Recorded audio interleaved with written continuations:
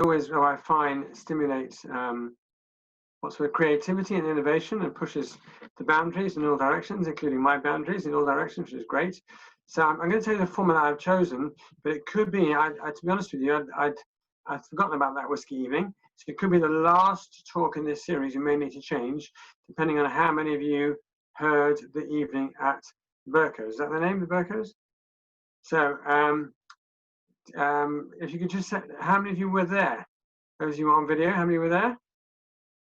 Okay, great. So maybe I will adjust the last of this series. I'll show you what I've planned. 1 second. Oh, wait a minute. Screen share. Oh, you disabled my screen sharing. Could you enable my screen sharing, please? Yes, sorry, just working on that. Under security, it should be. No, I'm gonna make even better, Rabbi Herman. I'm gonna make you a co-host. Great. Okay, you should be able to share now. Right. Okay. So, wait a minute.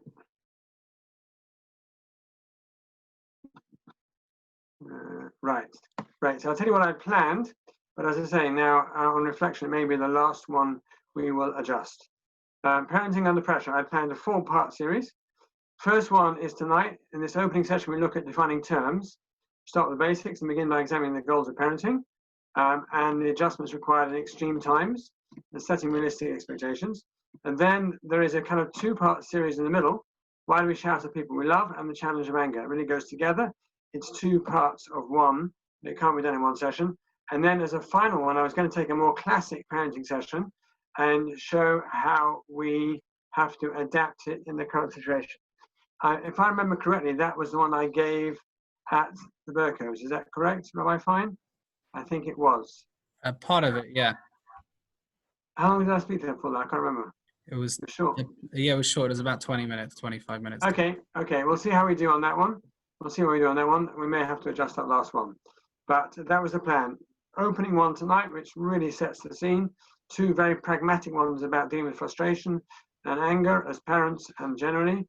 And then, as I say, the last one being a more classic parenting session, but placed within the context of the current situation. So let's begin as follows. The challenge of parenting under pressure. By the way, in terms of how we're going to run this, I would say I'm going to speak for about half an hour, and then we'll open it out to the floor for questions. All right, so half an hour, 35 minutes, and then we'll open it out to the floor. First of all, when we're under pressure, it's difficult to make realistic assessments.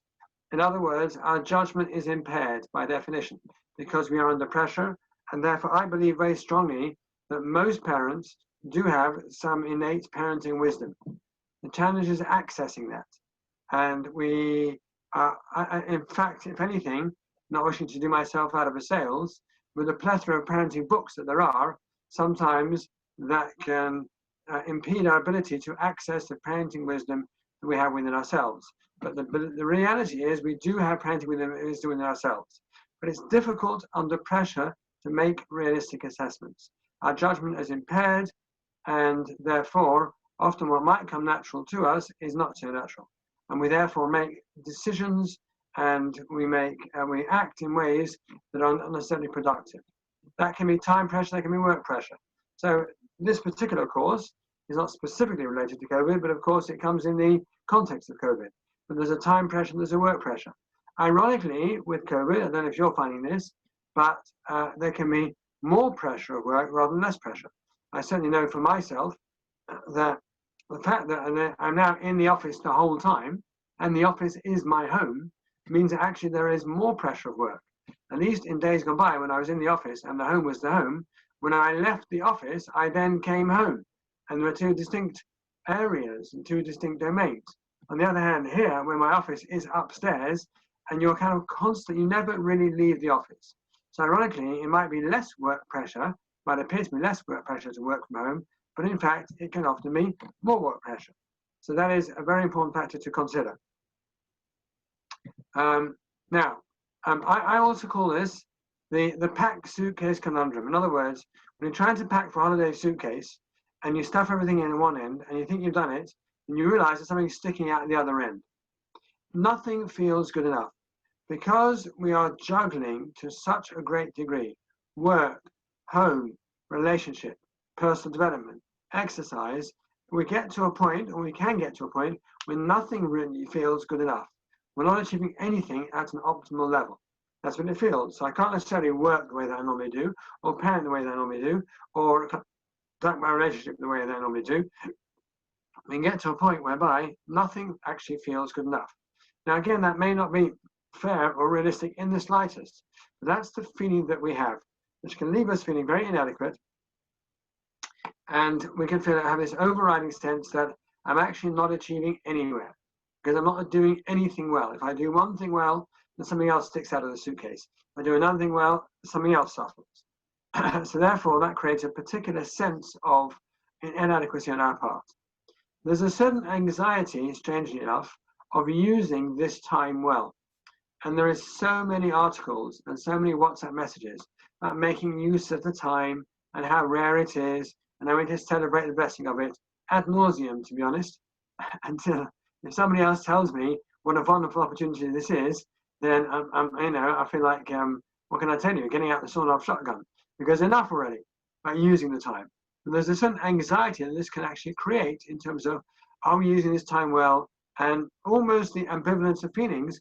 We want it to be over, but on the other hand, we recognize there's something unique, unprecedented about it, which creates its own pressure.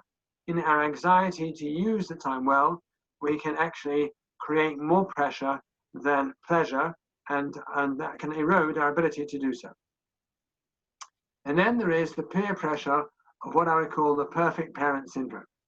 You get these lovely WhatsApp messages or these Facebook messages, pictures of parents and children spending this magnificent quality time together.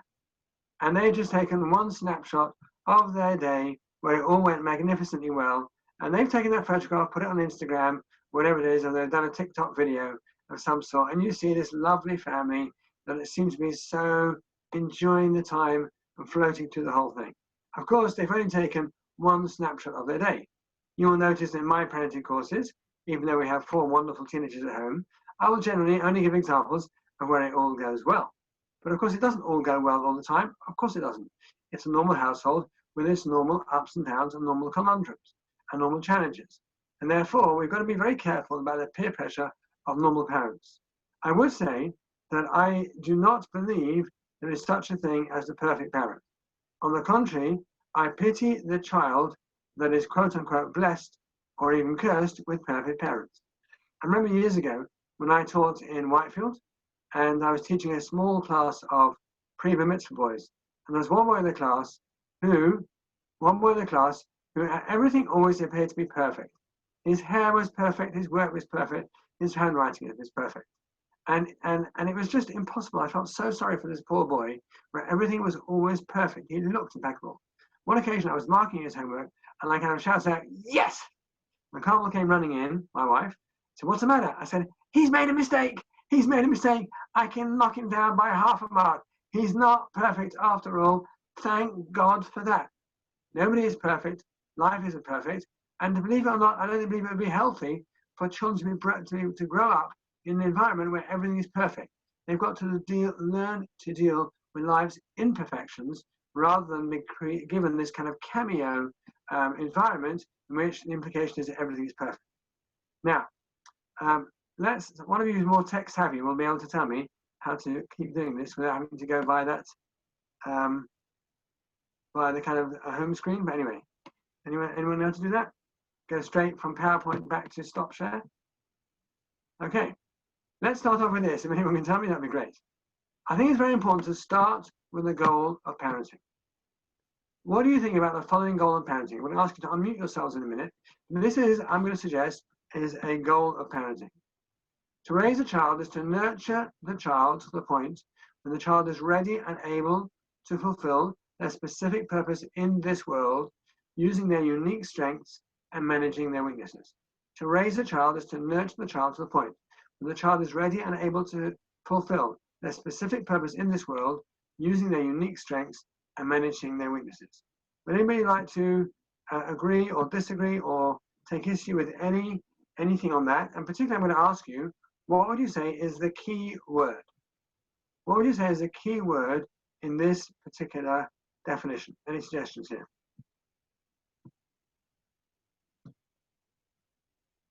Anybody? A key word there? Unique. Unique. Okay. Hello, David. Nice to see you. Long time no see. Yeah. Nice to see you. Unique. Okay. Any other suggestions? Want to see it again?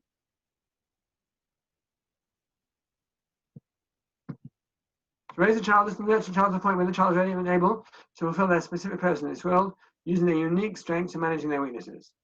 Any other suggestions? Well, I'm going to suggest, and David is close to it, that actually the key word is there, which is not dissimilar to unique. It's there. To raise a child, to nurture a child to the point where the child is ready and able to fulfill their specific purpose in this world, using their unique strengths and managing their weaknesses. The reason why I feel it's there, and you can take issue, this is not halachic, is because ultimately it's about raising the child that Hashem has given to me. However that child has landed in my arms, there is, in fact, a designation of this child to these parents. And it's about raising them to fulfill their specific purpose, using their unique strengths. It's about them more than it is about me. Now, and that is really, really, really important, because very often we as parents have our own ambitions on behalf of our children, and we as parents often try to live our lives vicariously through our children. And I remember, when I, of course, ordered the perfect child, the child that was full of personality but never answered back, that was boisterous but calm when necessary, that could stand on their own 2 feet but always stood by their friends, etc., etc. And when the package arrived, after a little while, I realized that somewhere upstairs I misread the package, because I didn't get the exact package that I wanted. I didn't get the exact package. But the point about it is that if the Almighty has designated this child into your arms, however they've arrived, then there is a specific designation. And it's about me being able to nurture their specific purpose in this world. That takes an enormous amount of self-discipline on my part. And in many respects, the more that I can parent myself, the better I'll be able to parent my child. By which I mean, the more that I can focus on this idea and take a step back and ask myself what's their specific purpose overall and in any given circumstance, the more that I'm able to bring out the best of them. The more that I get emotionally entangled, and the more that I get involved in what I want to achieve, whether it's good or bad for the child. Everybody knows the old Jewish joke, and it's so Jewish, it's not even funny anymore, about the mother, winning a pram of twins, and somebody else asks, what are their names? And she says, which one do you want to know? The doctor or the lawyer, right? Everybody knows it's about the idea that Jewish parents, somehow or other, vicariously live their lives through their children. But actually, that's not how the Torah puts it. It's about raising a child to fulfill their God-designated purpose in this world. So now, this is really important. Why are we starting with this point? Because when we're talking about parenting under pressure, we've got to know what is the goal of parenting. Because obviously, there have to be adjustments when we parent under pressure. But whilst there must be adjustments, we mustn't lose sight of the goal. The goal is to help them fulfill their specific purpose using their strengths and their weaknesses. So, like in any business, in any enterprise, if your business is to make money, which ultimately is the goal of every business, you don't lose sight of that goal in difficult circumstances. You're going to have to adjust your expectations. You're going to have to adjust how you achieve that goal. We mustn't lose sight of that goal. So I think it's really important to begin this particular course rooted in that goal. Now I'm going to ask you a question for which there could probably be many, many, many, many answers. But without anticipating the next slide, but if I was to ask you, what would you suggest are the key skills that a child needs to have in order to fulfill their purpose? Any suggestions, please? Please unmute yourselves and let's go for some key skills. I'm looking for 4 predominant skills. As I said, there'll be many, many more. I try to kind of categorize 4 predominant skills. Any suggestions, please? Skills that you're looking to teach your own child so that they can achieve what you want them to achieve. Please unmute yourselves and let me hear you. Self-awareness. Self-awareness. Great Yeah. place to start. Great place to start. Any others? Independence. Confidence. Confidence, independence. Any others? Knowing right from wrong. Knowing right from Knowing wrong. right from wrong. Is that a skill or is that a? Okay, you know what? That's one which I would like, but I think there's judgment there. Patience. Patience. Okay. Communication. Communication. Great. Let's see what we've got over here. Self-belief, right? Honesty, resilience, social skills, and I put two more down here. Confidence, responsibility. I think patience is one that ought to be included as well. That's a good one. But I'll tell you why I wanted to focus on these particular four, and I actually think that 5 and 6 are in many respects, well, certainly in many respects subsidiaries. Self-belief. By self-belief, as Lucy said, self-awareness, self-belief, that means we're going to define each of these in specific terms. But these are very, very important. Self-belief, in essence, means that I have a belief in my own ability. I have my own ability, a confidence in my own ability, a confidence in my own opinion. Honesty is a very important skill, and I actually think honesty is a skill, because by which I mean a rigor, an ability to be self-aware and to be comfortable with that. Resilience means, we're going to define all of these in more detail. Resilience means, of course, the ability to handle life's ups and downs. Social skills, communication, listening. I think I would put patience in there as well. It's an extremely important social skill. I think confidence and self-belief are very important. And responsibility means taking responsibility for my decisions, taking responsibility for my actions, taking responsibility for my mistakes. So let's have a look at the top 4 and look at them through the prism of current circumstance. But self-belief. So in order to create self-belief, by which I'm defining self-belief means that I believe in myself, I believe in my ability, I believe that I am capable. I intrinsically believe that I am capable. It's so important that a child believes that they are capable, and a parent gives the child that constant belief in their capability. And even when we have to discipline a child, it's vital that we discipline them in such a way that doesn't undermine their own self-belief. Now, that is a whole separate session as to how to discipline appropriately and how to criticize appropriately, but that's absolutely vital. In terms of the first, number 1 of self-belief is creating realistic expectations. By the way, I'm happy to send anybody the PowerPoint afterwards if you want. Creating realistic expectations. Because self-belief means that I learn that I am capable. Well, I only learn that I am capable if I am set realistic expectations. Now, but if I'm set unrealistic expectations, then I will think that I am incapable. And on the contrary, it's going to undermine my self-belief.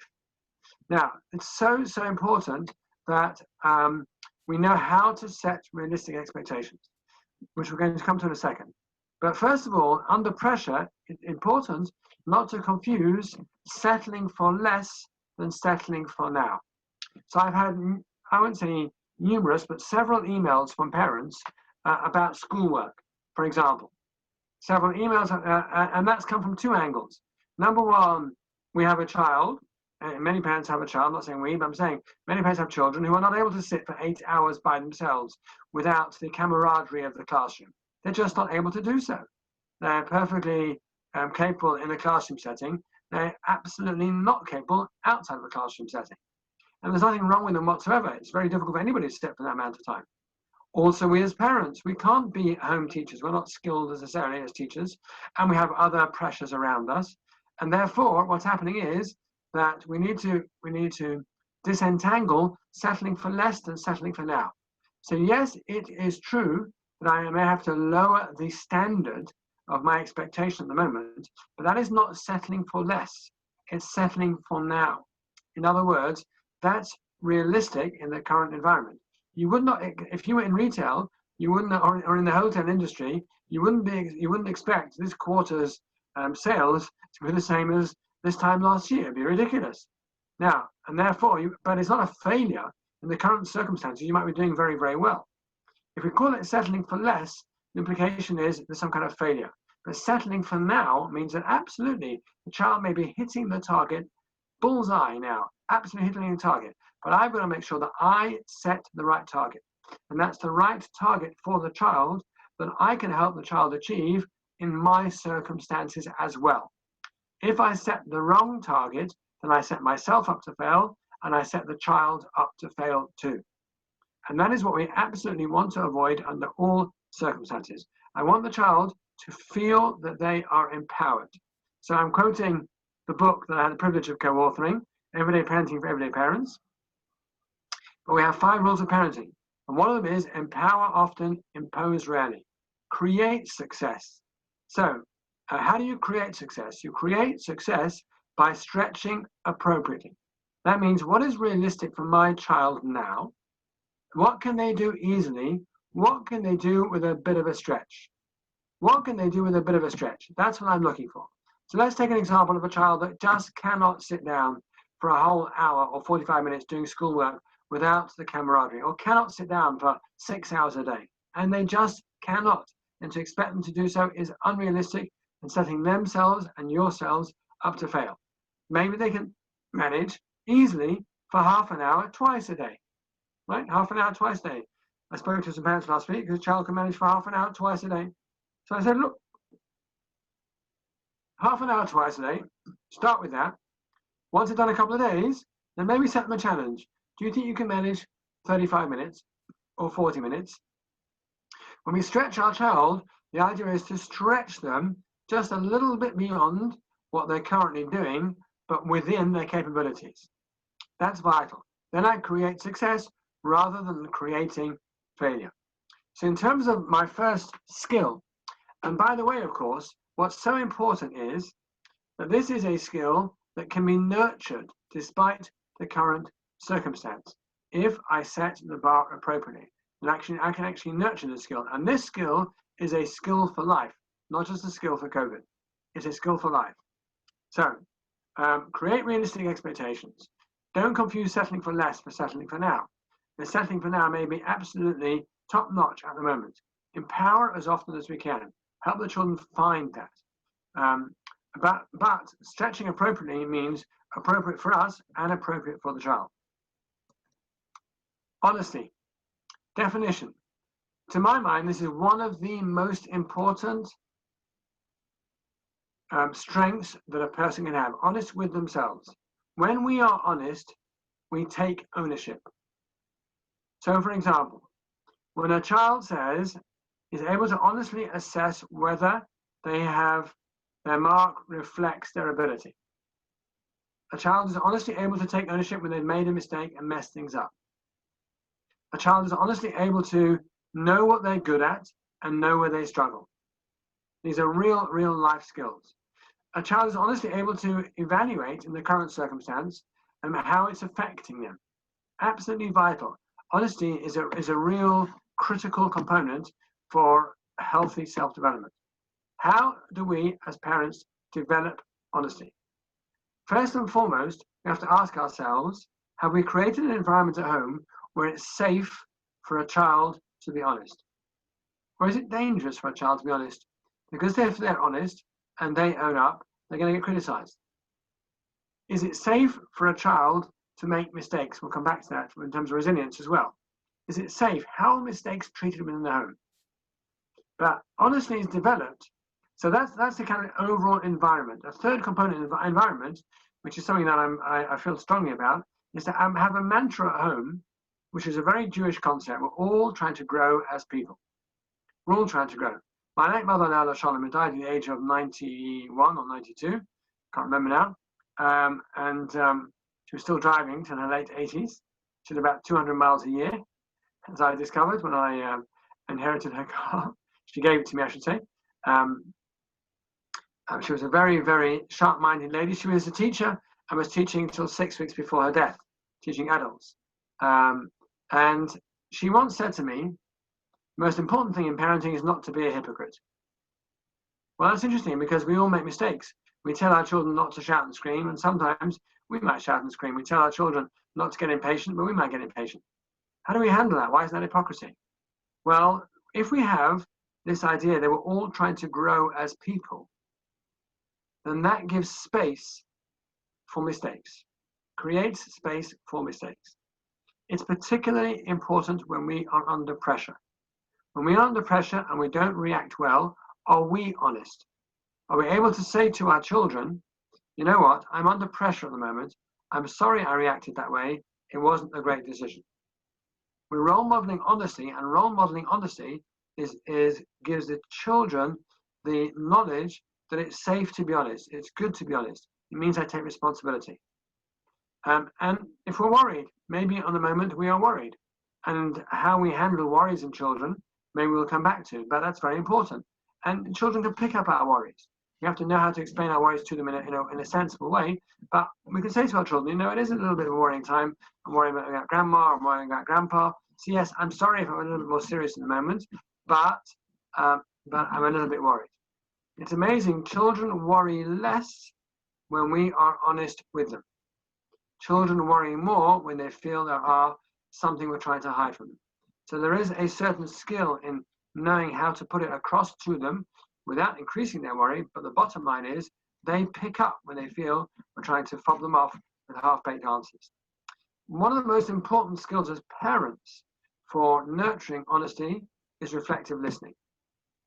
When we listen well, we encourage our children to talk to us honestly. Now, again, we do a whole session on listening, and maybe we'll make that the final session because it's so important. But when we listen properly, that means without judgment, without necessarily trying to resolve the issue, but we listen properly and we empathize with our children. And we say words like, I can see that you're upset. I can see that you're hurt. I can see that that is frustrating you. When we reflect their emotions, we encourage them to be honest about their emotions. When we deflect their emotions or dismiss their emotions, we discourage their honesty about their emotions because they're not taken seriously.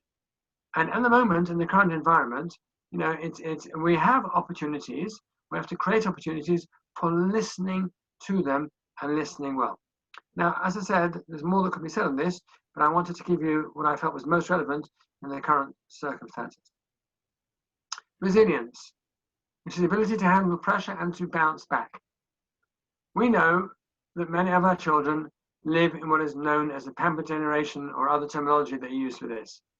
I'm sure I speak, I mean, I'm older than everybody else here, but I'm sure I speak for all of us, that, you know, we were allowed to go down to the shops by ourselves in days gone by. I certainly was.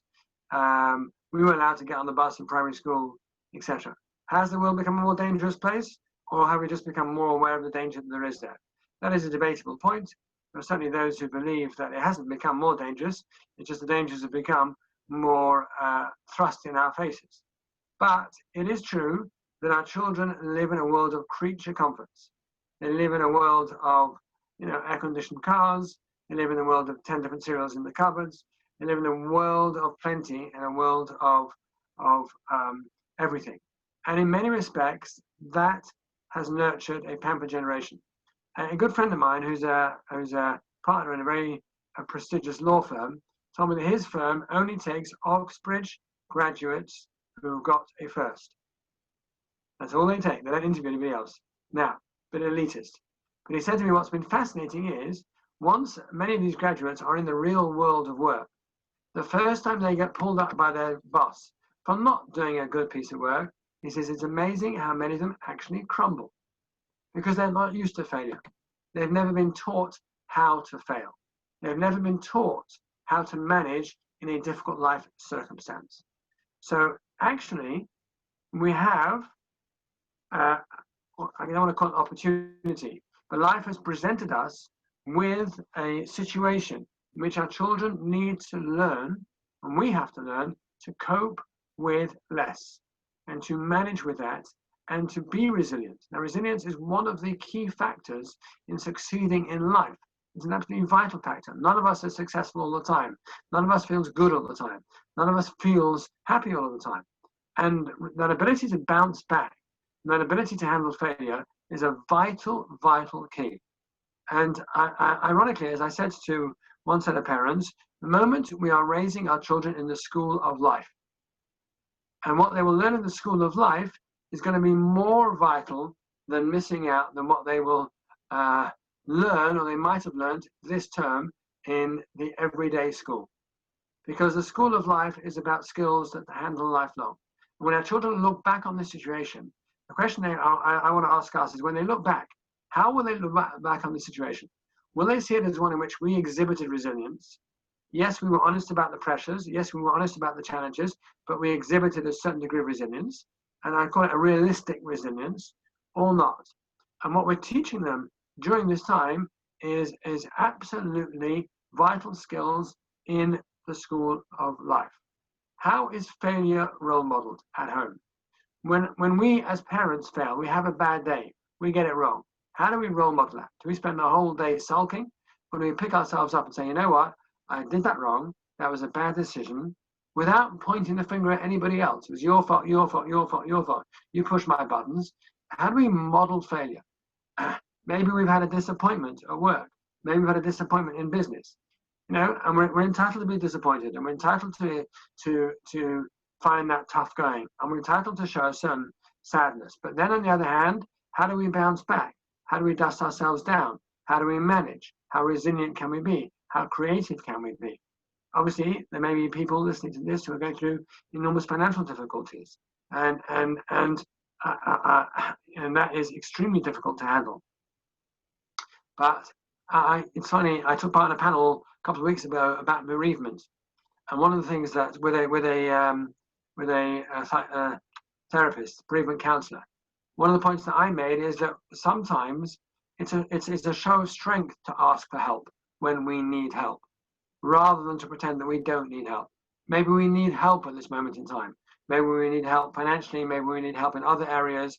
And actually, maybe we can't always hide that from our children. Maybe we're going to need some help. So what are we teaching our children? Well, there's no shame in needing help when we have exhausted all the options that we can exhaust.